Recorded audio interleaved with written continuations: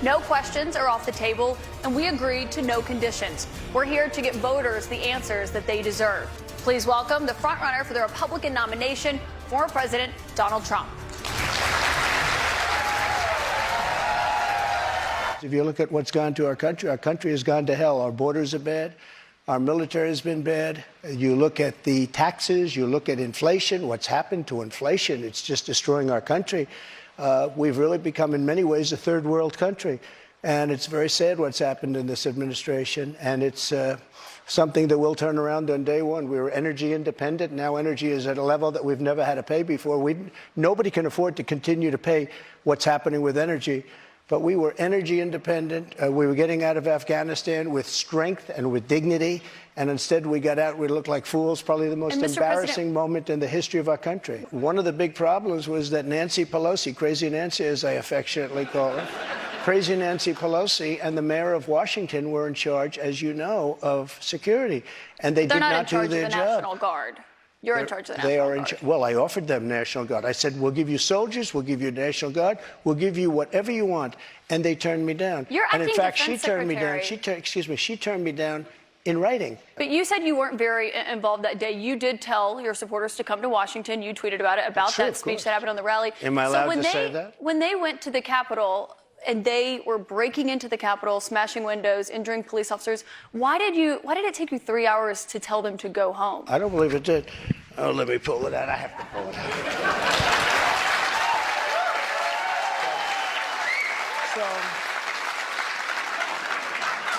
So if you look at, on January 5th, the day before, I said, please support our Capitol Police and law enforcement. They are truly on the side of our country. Stay peaceful.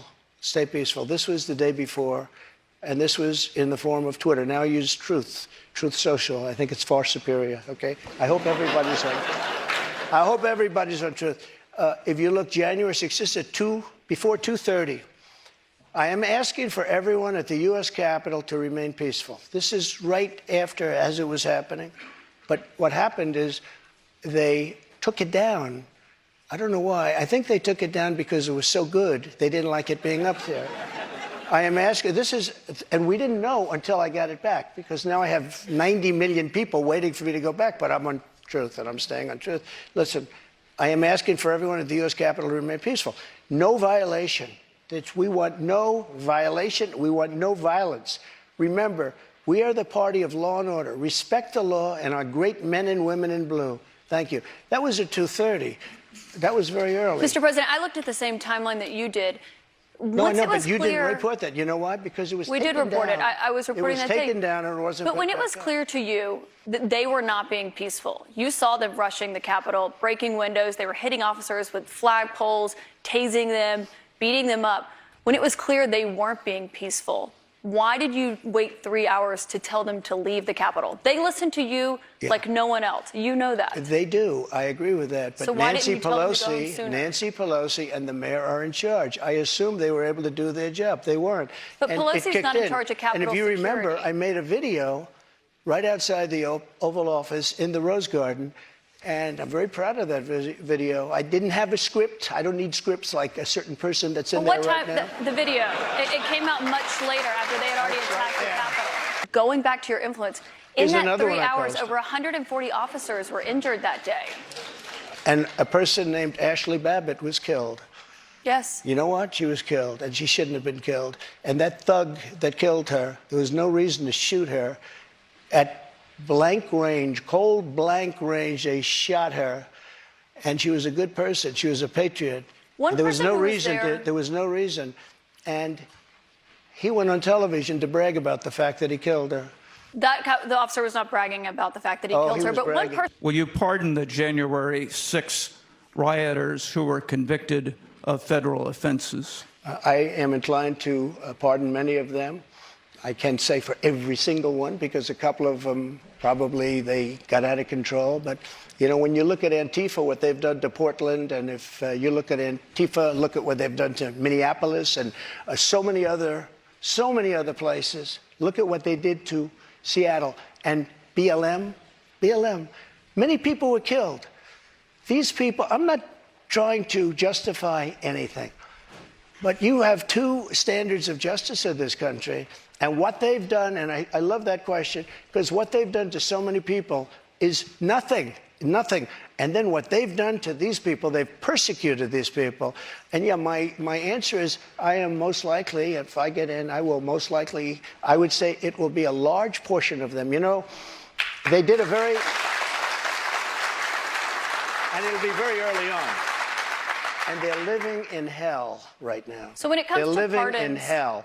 And they're policemen, and they're firemen, and they're soldiers, and they're carpenters and electricians, and they're great people. Many of them are just great people. Mr. President, one of the people who was convicted was a former policeman, but he was convicted of attacking a police officer, I should note. But when you said you are considering pardoning a large portion of those charged with crimes on January 6th, does that include the 4 Proud Boys members who were charged and convicted of seditious conspiracy? I don't know. I'd have to look at their case, but I will say in Washington, D.C., you cannot get a fair trial. You cannot. Just like in New York City, you can't get a fair trial either. This woman, I don't know her. I never met her. I have no idea who she is. I had a picture taken years ago with her and her husband, nice guy, John Johnson. He was a newscaster, very nice man. She called him an ape. Happens to be African American. Called him an ape. The judge wouldn't allow us to put that in. Her dog or her cat was named Vagina. The judge wouldn't allow to put that in. All of these things, but with her, they could put in anything. Access Hollywood. This was a jury of 9 people who found you liable of sexual abuse. Do you think that will deter women from voting for you? No, I don't think so, because I think the whole thing, just so you understand, ready? I never met this woman. I never saw this woman. This woman said, I met her at the front door of Bergdorf Goodman, which I rarely go into, other than for a couple of charities. I met her in the front door. She was about 60 years old, and this is like 22, 23 years ago. I met her in the front door of Bergdorf Goodman. I was immediately attracted to her, and she was immediately attracted to me. And we had this great chemistry. We're walking into a crowded department store. We had this great chemistry, and a few minutes later, we end up in a room, a dressing room of Bergdorf Goodman, right near the cash register. And then she found out there were locks on the door, so she said, I found one that was open. She found one. She learned this at trial. She found one that was open.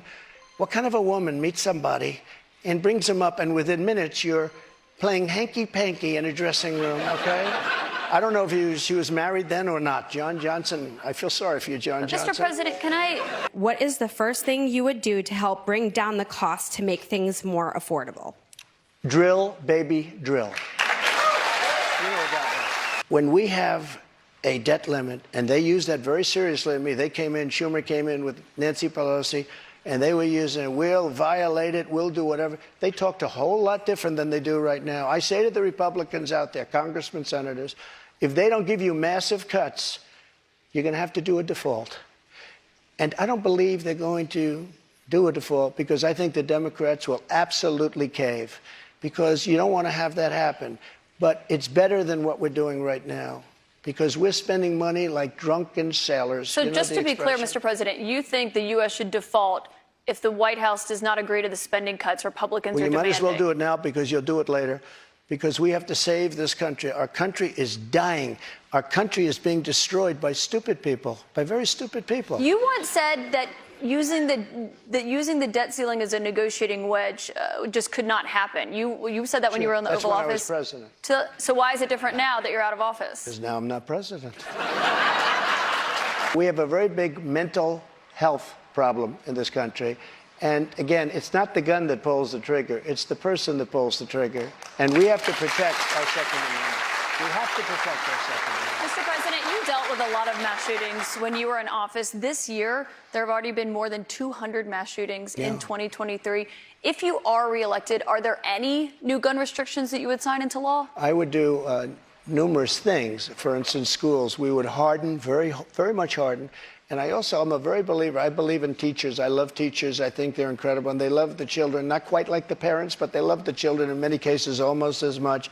Many of these teachers are soldiers, ex-policemen. They're people that really understand weapons. And you don't need 5% of the teachers would be more than you could ever have if you're going to hire security guards. But in addition to that, have security guards. You have to harden your entrances. You have to make schools safe. And you can make other places safe. But it is a big mental health problem in this country more than anything else. If you look at Chicago, Chicago has the single toughest gun policies in the nation. They are so tough you can't breathe. New York, too, and other places also. All of those places are the worst and most dangerous places. So that's not the answer. I consider the other side to be radical because the other side, under Roe v. Wade and other things, the other side, they're radical because they will. Remember the debate with Hillary Clinton? They said, rip the baby out of the womb at the end of the 9th month. They will kill the baby in the 9th month. If you look at that crazy governor of Virginia from the former governor, where he said, no, the baby will be born, and then we'll decide essentially whether or not to execute the baby. But, Mr. President, can we talk about what you would do if these are the radical people. It's not the pro-life people that are radical. But if you are reelected and you're... People that will kill a baby in the 9th month or the 8th month or the 7th month or after the baby is born, they're the radicals, not the pro-life people. I just want to give you... You're going to have millions of people pouring into our country right now at a level that nobody's ever seen before. These people are sick. Anybody that wants this to happen to our country, they're destroying our country, and this should not be allowed to happen. How they're not going to do a version of Title 42 or my Title 42, which was tough. If people are sick and have infectious diseases and lots of other problems, we don't want them being into our country. We have enough problems right now. We have problems like we've never had in the history of our country. But, Mr. President, our country is being destroyed. A country has to have borders. There's never been anything like is happening to our country right now. You built about 52 miles of new wall when you were in office, Mr. President. It wasn't the complete wall. One other thing that with immigration... No, but I have to respond to that. With your immigration, it was only about 52 miles of new wall. This is what she does. I built hundreds of miles. Some of the wall was up there, and it would be laying on the ground, rusted, rotten steel, rusted, rotten wood, and what the radical left crazy Democrats did, if there's a piece of wood laying down, they consider that a wall. I built 30-foot walls that go down 7 feet into the ground. If there was a little piece of wood sitting in the ground, they said, oh, he's not building a wall. We already had a wall. Because this is the game. They're a party of disinformation. It's not a game, Mr. President. It's about 52 miles of new wall. One other immigration policy you had when you were in office. I built new wall. 52 miles for hundreds of miles. CBP, Mr. What I did is I replaced other wall that was laying down, that was up and rotting in the ground for 30 years. If I were president, this would have never happened. And even the Democrats admit that. Putin knew it would have never happened. And his pipeline would have never happened. A lot of things would have never happened. But this would never happen. And all those dead people, both Russian and Ukrainian, they wouldn't be dead today. And all those cities that are blown up and disintegrated right to the ground, that wouldn't have happened. Would you give Ukraine weapons and funding? I was impeached by a crazy woman named Nancy Pelosi. But the question here is, would you give Ukraine weapons and funding if you were elected? I would sit down. Let me just put it a nicer way. If I'm president, I will have that war settled in one day, 24 hours. How would you settle that war in one day? Because I'll meet with Putin, I'll meet with Zelensky. They both have weaknesses and they both have strengths. And within 24 hours, that war will be settled. It'll be over. It'll be absolutely over. Do you want Ukraine to win this war? I don't think in terms of winning and losing. I think in terms of getting it settled so we stop killing all these people and breaking down this country. Why did you take those documents with you when you left the White House? I had every right to under the Presidential Records Act. You have the Presidential Records Act. I was there and I took what I took, and it gets declassified. Biden, on the other hand, he has 1,850 boxes. He had boxes sent to Chinatown, where they don't speak even English in that Chinatown we're talking about. I got to stop you right there. Nobody talks about him. They talk about us. Just so you understand, I had every right to do it. I didn't make a secret of it. You know, the boxes were stationed outside of the White House. People were taking pictures of the GSA of the various people. I got to stop you right there, though, because the moving. Presidential Records Act, which is not well known to a lot of people, I read it. It does not say that you can take documents with you. It says actually that they are the property of the federal government. It says you talk, you negotiate, you make a deal. It's not criminal, by the way. The Presidential Records Act is not criminal. And just so you know, it does not say you can negotiate to take the documents with you. Can I tell you? Just so you understand, the Presidential Records Act is not criminal. I took the documents. I'm allowed to. You know who else took them? Obama took them. Nixon took them. Obama Reagan did not took take them. documents. Oh, he didn't? The difference here that I'd like to know. Reagan National took Archives them. says that President Obama Even Jimmy did not Carter, take even Mike documents. Pence had some documents, and he's a You very referenced honorable Pence, guy. you referenced But you know who Biden. took them more than anybody is Joe Biden. He has 1,800 boxes. That's And not nobody accurate, even Mr. knows where President, they and you are. know that. 1,800, and nobody talks about him. Let's hear about It what happened included when a you had raid those on my documents. house. That's what it included. But They you had didn't raid. you'd gotten a they subpoena didn't raid and they had not Biden's been house. turned over yet. They didn't raid Biden's house. You know what happened? They put him in the house. That's the one with the Corvette where the documents were laying all over the floor. That was fine. And you know who happens to be at Mar-a-Lago? Secret Service, and they're phenomenal. I have Secret Service. He didn't have Secret Service. The other thing, the vice president cannot declassify. He didn't have the right to declassify. He has documents from when he was a senator. And even Democrat senators say, I can't believe it. They didn't raid the house of Joe Biden. They didn't raid Obama. But Joe Biden didn't ignore a subpoena to get those documents back like Joe you Biden did. And so took that's the question. 1,850 boxes. But that's the question that investigators have, I think, is why you held on to those documents when you knew the federal government was seeking them and then had given you a subpoena to return them. Are you ready? Are you ready? Can I talk? Yeah, what's the mind? answer? Do you mind? I would like for you to answer the question. Okay, it's very simple to answer. That's why I asked it. It's very simple to. You're a nasty person, I'll tell you. Can you answer why you held on to the documents? I was negotiating, and we were talking to NARA, that's Washington, to bring whatever they want. They can have whatever they want.